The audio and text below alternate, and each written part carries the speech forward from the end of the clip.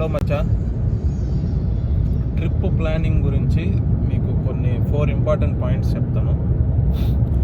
మీరు ఎక్కడికైనా వెళ్ళాలనుకుంటే 2 టైప్స్ ఉంటాయి మీకు. ఒకటి ప్లాన్డ్, ఇంకోటి అన్ప్లాన్డ్ ట్రిప్స్.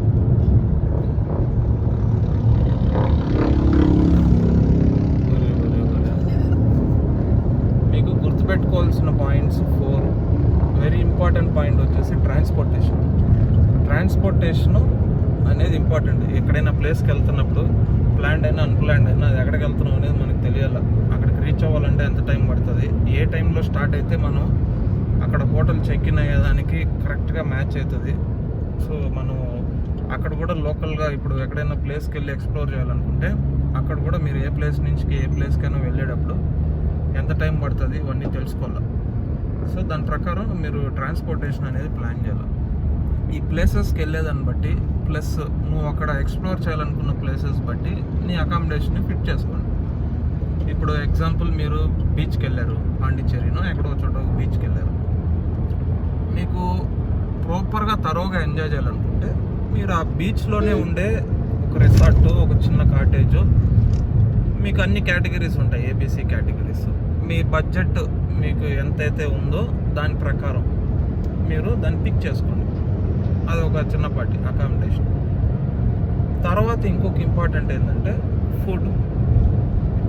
ఫుడ్ అనేది మీకు 2 టైప్స్. ఒకటి మీరు ఇంట్లో చేసుకునే స్టైల్లోనే ఉండే వెతుక్కుంటారు, లేకపోతే అక్కడ ట్రెడిషన్స్, అక్కడ వాళ్ళు ఇప్పుడు మీరు వేరే స్టేట్కి వెళ్ళారు, ఆ స్టేట్ ఫుడ్ టేస్ట్ చేయాలనుకుంటే మీరు అలా ఫుడ్ కూడా ఎక్స్ప్లోర్ చేయొచ్చు. సబ్ట్ మీకున్న స్టేక్ ఉన్న దగ్గరలోనో లేకపోతే మీకు కొన్ని స్టేస్లో కూడా వాళ్ళు ఫుడ్ ప్రొవైడ్ చేస్తారు. సో బయట రెగ్యులర్ లైఫ్లో మళ్ళీ బయటికి తిని ఊరికే రంప్ వేసుకొని వాడతారు, వాడు 20 నిమిషాలు లేట్ తెచ్చి ఇంత దూరం వచ్చి మళ్ళీ అట్లా రచ్చ చేసుకోబాకండి. సో మీకు ఒకవేళ రిసార్ట్లో వాడే ఫుడ్ ప్రొవైడ్ చేస్తే బెటర్ దాన్ని తీసుకోండి. ఎందుకంటే మీకు అదర్ టెన్షన్స్ ఉండదు. మీరు వెళ్ళేదే అక్కడ చిల్ అవ్వడానికి, కొంచెం స్ట్రెస్ బస్ చేయడానికి. సో మీరు బయట ఎక్స్ప్లోర్ ఫుడ్ కోసం అయితే చేయాల్సిన పని ఇన్ కేస్ రిసార్ట్లో మీకు ఫుడ్ ఉంటుంది. నెక్స్ట్ 4th పాయింట్ వచ్చేసి యాక్టివిటీస్ అంటే చాలా ఉంటాయి. ఇప్పుడు మీరు ఒక ప్లేస్కి వెళ్ళారు, అక్కడ మిమ్మల్ని ఒక ఐలాండ్ విజిట్కి వెళ్ళారు, ఒక బోట్లో వెళ్తారు, బోట్ ప్రైస్ ఒక యాక్టివిటీ. సో అలాగే మీరు షాపింగ్ చేశారు, అది కూడా ఒక యాక్టివిటీ. ప్లేస్ బట్టి మీరు చూస్ చేసుకున్న ప్లేస్ బట్టి మీకు యాక్టివిటీస్ ఉంటాయి. ఈ 4 చాలా important. First one is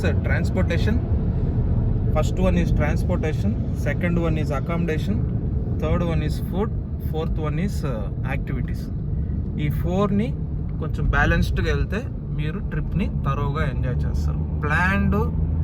pre planned unplanned ట్రిప్స్కి మీకు ఎంజాయ్ చేసేదానికి, తరోగా ఎంజాయ్ చేయడానికి మీకు ఎటువంటి ప్రాబ్లమ్స్ ఉండదు. ఈ 4 కనుక ఫాలో అయితే ప్రీ ప్లాన్డ్కి అన్ప్లాన్డ్కి పెద్దగా తేడా ఏమి ఉండదు.